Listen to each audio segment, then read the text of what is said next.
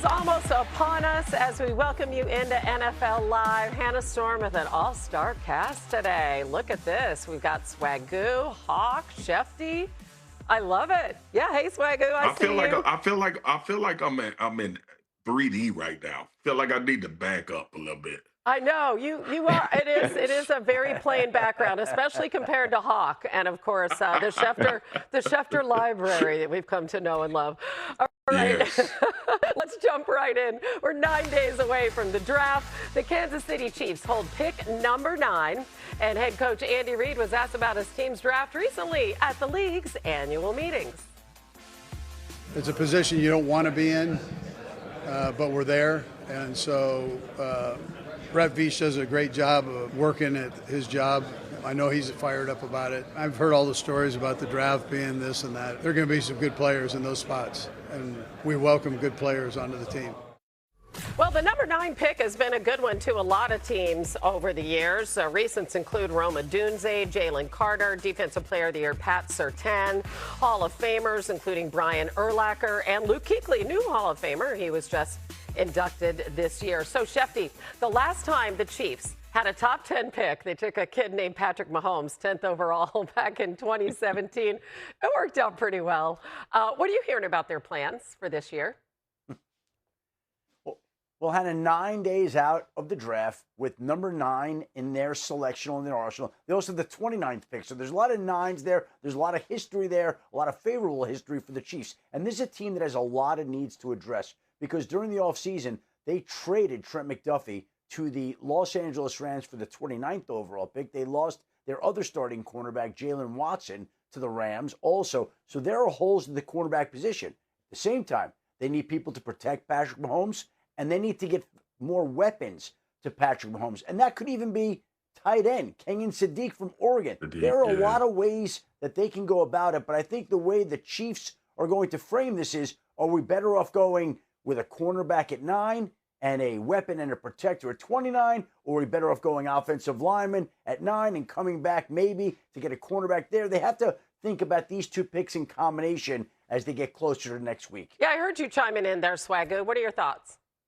Yeah, cornerback seems like the glaring issue for me, but the Chiefs have always, Brett Veach has done a phenomenal job with flexibility, even when they were consistently picking late in drafts, finding the right fit and guys that could come in and produce.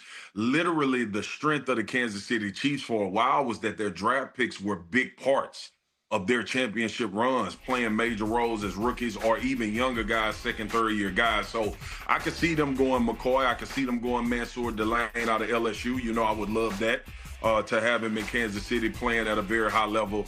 But Shefty made an interesting point with Sadiq out of Oregon because we know that Travis Kelce is in the twilight. And is it a rapport that Patrick Mahomes is going to want to build with a young, athletic tight end that put on that performance at the combine? I'm sure it'll be hard for Andy Reid and that offensive-minded staff now with Eric Bieniemy back to pass up a weapon, but to protect him as well. So the Chiefs are in prime spot, and Shefty made a great point about them picking 29th as well. But ultimately, I think they are going to have to go defense with the moves that they made this offseason, getting rid of both of their corners. I love that, Marcus. I think you're spot on. I would love them to get a cornerback. I love them to get somebody on the end that can take pressure off of Jones inside and have a partner in crime for Karlaftis. But honestly, the Achilles heel of the Chiefs for years now has been the wide receiver position. And I know they addressed it somewhat with Xavier Worthy, but everyone knows Xavier Worthy is more of a piece. When I look at Carnell Tate, and I know there's a lot of conversation about his 40 time and how he did at the combine, and the only reason it's so surprising is because on tape, you don't see that. You see a guy that went to the line of scrimmage. You see a guy that separates at every level, including on the deep ball. So this is an opportunity that there's a real chance that Carnell Tate could be there at 9. And if I'm the Kansas City Chiefs, it's going to be hard for me to pass up a technician like Carnell Tate, especially when we've seen the success that Ohio State receivers under Brian Hartline have had in the National Football League over the last half decade. Yeah, I mean, that's awfully tempting considering that their leading receiver again this season was Travis Kelce.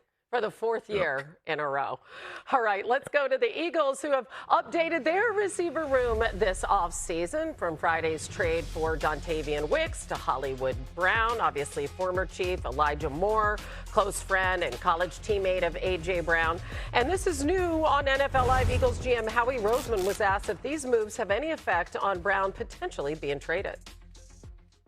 What do you think the odds are that I'm answering this question any different than I answered anywhere else? Like, really? Like, do you think that's like 50%? Do you think that's 75%? No. A.J. Brown's an Eagle.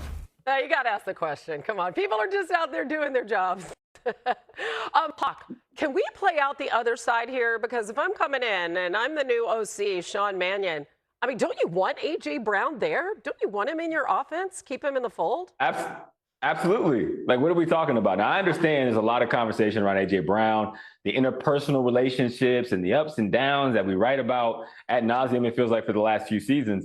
But the reality is, when you're a new offensive coordinator, you want every weapon at your disposal, especially a weapon that is instant offense. I'll give you an example. When I came to the Cleveland Browns in 2014, the Browns had opportunities to trade Josh Gordon. That was the same year Kyle Shanahan and his whole staff, who are all head coaches now, came in, and they lobbied and pounded on the table to say, hey, please do not ask us to fix this offense and then take away the biggest weapon we have. Now, again, A.J. Brown's situation is nothing like Josh Gordon's situation, but the reality is, if you are an offensive mind, no matter how good you are, you want the best players, especially a player who's top 5 at his position. Hawk, I would agree with you if they did not have Devontae Smith. And I truly believe this in my heart of hearts. We know that A.J. Brown is one of the premier wide receivers in the league. But I think this relationship and how tumultuous it looked last year, especially between him and Sirianni at times having blowups on the sideline, between A.J. and Jalen not being on the same page. And it felt like, I don't know if you two feel like this between Schefter and Hart, it felt like it had run its course. I said it soon as, close after the season ended, that the Philadelphia Eagles needed to trade A.J. Brown. Move on. You got a young receiver that you drafted high, a former Heisman Trophy winner in Devontae Smith, who has played in huge games and performed big in huge games as well. So I think that makes this situation a little bit different, because I don't believe, and as great as I think A.J. is, I think a lot of people look at Devontae Smith as a one as well. So Howie has that flexibility. He's been super active around drafts the last couple of years.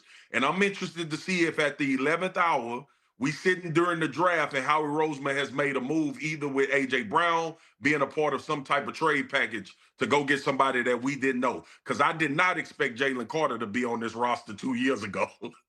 3 years ago, maybe. Big Swaggo, I am not expecting them to make a move with A.J. Brown during the draft. I think that will wait until about June 1st. And if you listen to Howie Roseman talk there, the money. If you listen to what he said there, it wasn't what he said, it was what he didn't say. There is plenty of opportunity at some point in time for Howie Roseman to say, A.J. Brown isn't going anywhere. We can stop all this talk. That has not happened. His common sense that he's repeated over and over is that A.J. Brown is an Eagle. That's all he keeps saying. And you know what? If and when they trade him after June 1st, then A.J. Brown won't be an Eagle anymore. Then he won't be an Eagle. But Howie is, it's not what he's saying, it's what he's not saying that tells you that they remain open to dealing A.J. Brown, and June 1st is the more likely target date for a potential deal. See, that's why I shifted the guy, because I forgot about the money. Right. The money matters after June. My bad. I just want to say, it's a $43 million dead cap hit, right, if he's traded before June 1st. Anyway, Hawk? Absolutely. That matters. For everything Adam said is spot on. Yeah. Okay. Devontae Smith is not the same receiver without A.J. Brown. Not that he's not a number one and a great receiver, but it's a lot easier when you have that flare control on each side. So the Eagles need to have a plan for that, for an offense that has struggled to find first down. I think we're losing. Did we lost lose? Hawk. Yeah, we're losing Yeah, Hawk's I lost audio, him. right? But we can lip read and we know what he means, right? Devontae wouldn't be as good without AJ. I'm just going to sum it up right there. I'll expound, Hannah, because Hawk makes He's a right. really good point. Yeah. He makes a really good point. And any receiver opposite of AJ Brown will probably have an easier job in this league. Don't get it twisted. I just hearken back to the fact that they drafted Devontae Smith and paid him, and he's performed in big time clutch moments for them. So I get that he may not be the same receiver. I don't believe Philly looks at him that way. I think the Philadelphia Eagles, matter of fact, I know talking to a lot of these guys during the year that they think of Devontae Smith as a number 1 wide receiver. Interesting. Okay. Yes. I like, Yeah. Listen, the bottom line there in Philly is they'll do whatever they have to get back to a Super Bowl, right? Because that's the goal. It's always the Super Bowl. I know it is with other teams, but certainly with Philly, they could feel like they underachieved last year, making some changes to get back. All right. Let's get to some top stories, and let's start with the draft host city. And goodness, how many times have I asked you this question, Shefty? What's the latest with Aaron Rodgers? Well, here's the difference, Hannah. We are 9 days out of the draft, 9 days away, and still don't have an answer from number 8. The Pittsburgh Steelers are waiting for a response. We thought we'd have one in mid-February. We thought we'd have one in mid-March at the start of free agency. Now we have the Steelers owner saying that he expects one by next week at the draft. Still no answer. And as long as there's no answer, it remains a question. And if he doesn't come back, do the Steelers even discuss taking Ty Simpson with the 21st overall selection in the first round? Or where ultimately does Ty Simpson go? Most everybody agrees he is expected to be the second quarterback selected in this upcoming draft, but there is obviously a lot of opinions on where he will go and whether he will sneak into the first round. As for the Jacksonville Jaguars, who traded for Travis Hunter last year, they expect there to be a noticeable spike in his snaps at the cornerback position. They still plan to play him at wide receiver the way they did last year, but he will play a lot more cornerback with the Jaguars having lost Greg Newsome to the New York Giants during free agency. There's a hole there in Jacksonville. They're counting on Travis Hunter to fill it. And speaking of defensive backs, Nasir Adderley, who's been out of football the last few years in retirement and who announced in February that he intended to return, landed today with the Indianapolis Colts. Remember, the Colts head coach Shane Steichen was the Chargers offensive coordinator when they drafted Adderley. Now Steichen is there to give him another chance to come back into the league with the Colts looking for added help. They've added some today in Nasir Adderley, who obviously was off to a strong start before he decided to retire. Yeah, that's such an interesting story, and you can understand it. I mean, no team allowed more receptions last season than the Colts, so they're looking for some help. And we are just to see more of Caleb Banks. Check out the 2026 draft. Again, it's April 23rd. And check this out, guys, because, you know, we have a hawk here. So we put the NFL Live crew on skateboards. Look at Hannah with a beanie on. I love it. Swagoo, have you ever been on a skateboard? I have been on a skateboard, and I can skateboard. You can. Not that that should be shocking to anyone. I'm a superior athlete. So, but yeah, I've been on a skateboard, bought one before, and was on it when I was young. Okay. They're really fun. We all know about, yes, your multi-sport prowess there, and just how good you are at hoops as well. Hawk, what about you? Skateboarding in your past? Yeah? I used to skateboard as well. I used to get down. Tony Hawk was a whole wave when we was kids. So it was. You know, when he hit the 820, it was a whole movement. I could kick flip. I used to be scraping my knees up and all of that. Yeah, man. And Tony Hawk tweeted me once. What? That's like one of my biggest accomplishments. Really? Okay. Yeah. He tweeted me. It was a big deal for me. I'm still, you know, reveling in that. Wow, that is so cool. Hawk Legendary. to Hawk. And I think we look pretty good, you guys. And I agree. Hannah, I like that. Hannah, your job is to ask the question, can you skateboard? Hannah Storm? I've tried, and the answer is absolutely not. Let's move on to the Texans. That's my answer, Swagoo. Okay, Nick. Other than quarterback. Yeah. Like, there's no position that we wouldn't consider drafting if that's what the board told us. So that's why we set the board. That's why we spend as much time on it as possible and say, okay, here's a group we're picking from. And again, we're not picking every player. Like, we're going to reduce it down to however many players that at some point we would consider drafting if we had the opportunity. That was Nick Caserio, obviously interrupting our skateboarding discussion. Swagoo, what would be ideal for the Texans, do you think, in the draft? I think when Houston comes to mind, the first thing you think is protection for C.J. Stroud, continuing to build this offensive line. They obviously made some moves this offseason to try to solidify that. The other one, and Hawk is going to like this too, and I see the D tackles down there. What about wide receiver? I think Higgins played well last year as a number 2, and we saw obviously Nico become a number 1 wide receiver and continue to ascend. He dealt with some injuries. Christian Kirk was big in the playoff game against the New England Patriots. So there's a lot that Houston has at that position. But I wonder if it's like drafting a guy to become, a big play, home run type guy, give C.J. Stroud another weapon. Now, it's not what I would do at all. I would focus on protecting him or focus on the interior of that defensive line. But I think C.J. Stroud is going to be kind of hovering over everybody while they're in that war room, trying to figure out, do we go offensive line and make sure we solidify that? Yeah. Or do we get him another weapon and try to get this offense to where it needs to be during the playoff run? Because defense was not the Houston Texans' problem. No, it was on not. their way to trying to win the Super Bowl. It was not the problem at all. Hawk, which way would you go? Would you go like interior line? Would you go a weapon? What would you do? I like the receiver comp. That's not where I'm going, but I like it because the questions around, how fast is Tank Dell going to get back up to full speed, right? Because he was such a dynamic player early before the injury. And if he can continue to progress there, then you're fine. But that will be a question for them. And there'll be opportunities there in this draft. What Swagoo said about the interior line, both on offense and defense, is the place to kind of take the next step for this Texas team. To your point, the defense is great, but that interior defensive line was not like what it could be as compared to the other pieces of the defense. And on the offense, we know C.J. Stroud plays best when he's protected, and he turns into a different player whenever there's quick pressure up the middle. So that's where they have to focus in on, because there's a big opportunity there as an offense. Yeah, we really saw that in the playoffs.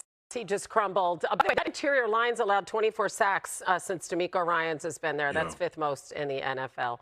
All right, NFL Live, Giants GM Joe Schoen spoke moments ago at New York's pre-draft press conference. Ideally, they line up, and the best available player is also a position in need. But, I would say last year, if you look at what we did with Abdul, we had Kayvon and we had Burns here, and we still took Abdul. So we were, really strong at outside backer when we added Abdul to the roster. So similar, we're going through, we're going to stack the board, and, the best player available is the direction we'll go. We've gotten a couple calls of, teams sniffing around about potentially coming up, and again, we'll just have to wait and see who's there when we pick. I don't really foresee us moving back before next Thursday night. Okay, best available. That was some pretty good information there. Adam, what more can you tell us about the Giants draft plans? Hannah, this is the first draft pick for new New York Giants head coach John Harbaugh. He'll be looking for somebody to establish a culture, to represent the values that he does, and that's why it's such an important pick for this team. And there are a lot of directions they can go. A lot of people wonder whether they would roll the dice on Jeremiyah Love, who many consider to be the best player in this draft, or whether they would go a more traditional route and stick with the defensive side of the football where they could really use some help. Sonny Styles, linebacker, Ohio State. Caleb Downs, safety, Ohio State. A lot of people around the league think that the Giants' first pick could come out of Columbus, Ohio. Wow. What do you think, Swagoo? Woo, which way would you go? Yeah, look, position of strength, number one. Shane was alluding to a lot of people calling potentially about trading down or trading back. But I think if Jeremiyah Love is there, you go get him. And I understand defensively, but they brought in Javon Holland. They brought in some defensive guys. You're dealing with the Dexter Lawrence, wanting out, but more so wanting a new contract. But Jeremiah Love with a young quarterback that you're trying to continue to develop. And remember, Harbaugh has not, since he's been in Baltimore, he's had a beast in the backfield. Exactly. He knows how much that particular position means to the success of his football team. And I like Scatterboo and his toughness and all of that stuff, but I don't think he's going to be the feature back. And if Jeremiah Love is there at 5, I think you'll be hard-pressed to pass him up. And maybe later on in a defensive-heavy draft, try to figure out a way to get you a really good player on your back end. I don't think you're wrong, Marcus. I think also a thing that Harbaugh has always had is an incredible safety, right? Yep. You think about Ed Reed. You think after Ed Reed left, they did what they had to do to get Kyle Hamilton. For that defense, he understands a playmaking safety that can do it all, whether you're playing in the box, playing off the hash, deep passes. And Caleb Downs is all of those things, a true difference maker on a defense that John Harbaugh is used to having, a quarterback over there to say, hey, let's solidify this and then figure out what we need to do on the offensive side of the ball. So I think Caleb Downs is the best defensive player in this draft. Yeah. And if he's at 5, I think it fits right up Harbaugh's alley to go there and get him and put somebody on the back end that can really stabilize that D. It's so cool because when you're talking both of those guys, Love and Downs, you're talking about guys who can do a lot of different things, and both of whom are culture setters as well. Absolutely. All right. Now, then we have a little drama. Dexter Lawrence didn't show up at the office last week. So what are Joe Shane and company doing about that, Adam? Any word?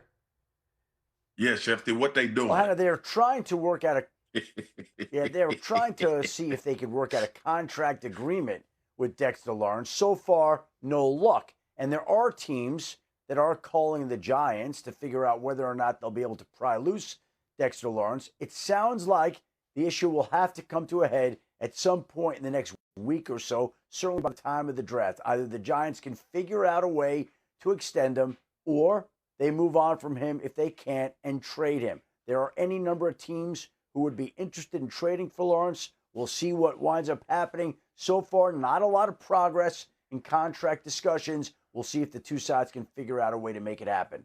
All right, Shefty. Let's move on to a couple of folks talking in case you missed it. We want to show you Lions GM Brad Holmes, who spoke yesterday about Detroit's approach if they see a player they want on that draft board. Absolutely. Yeah. Yeah, if it's the right guy, yeah.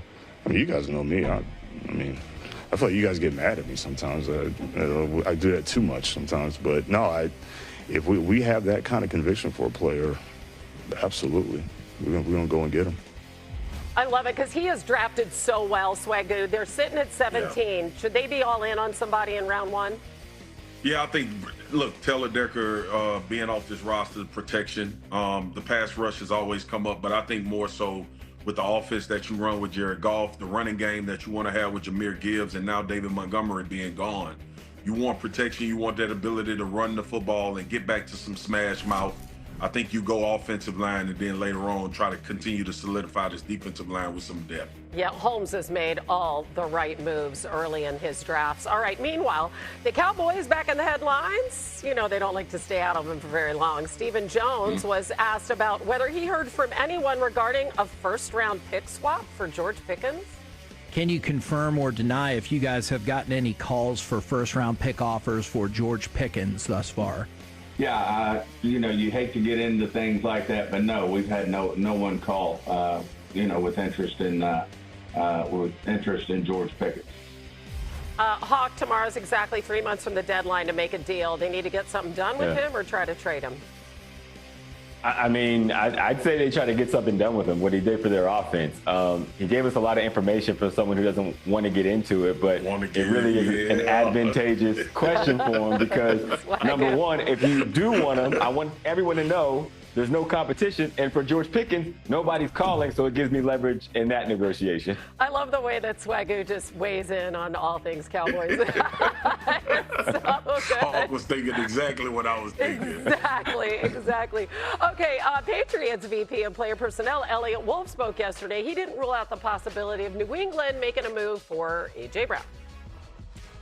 As far as players on other teams, again, going to keep the door open to anything that we think may improve our roster. whether that's with the player you mentioned or other players. Obviously, Brown was the player that was mentioned. What you hearing there, Shefty, from the Pat side?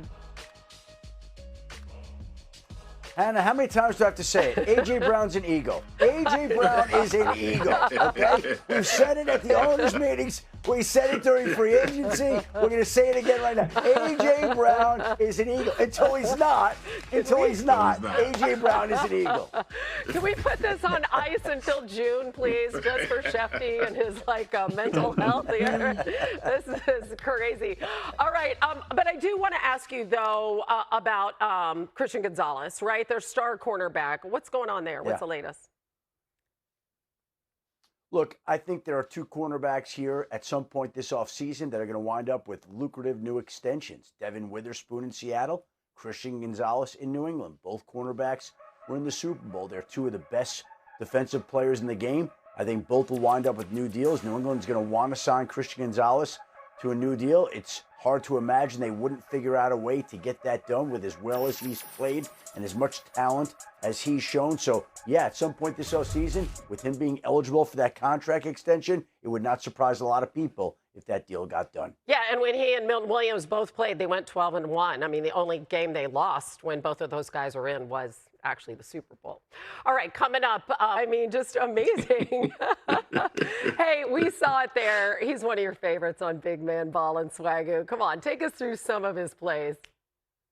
Yeah, first of all, y'all saw how excited I was when they lined him up wide to catch the screen. Because usually they put us out there as a decoy, and they don't want to use us. They want to put us in front of these little dudes like Hawk so we can make way for them. But this time, the little fellas was making way for Caden Proctor. So I love this play. I love that the board called it as well. Sometimes you have to have the courage. But on this one here, lined up at fullback, you got to go get 1 yard. And the big rule for big fellas like us is that the first man can never tackle you. And that's what Caden Proctor did. Read his blocks well. We stuck his foot in the ground and cut out the backside. I got some running backs in the NFL that still can't do that at a very high level. So the big fella looks phenomenal, and he's lost some weight. So I want to see if he lines up in the slot this year a little bit at wide receiver at Bama. And this is the one that had everybody going crazy. One lined up on the outside of the numbers, catch with his hands, get down, barrel over a few people. This is not about avoiding. This is just going get a first down. Look at Hawk in front of Big Swagoo, blocking, making sure his boy get the way he need to get to. Because the little brothers got to show the big brothers love sometimes, because we always sacrifice it for them.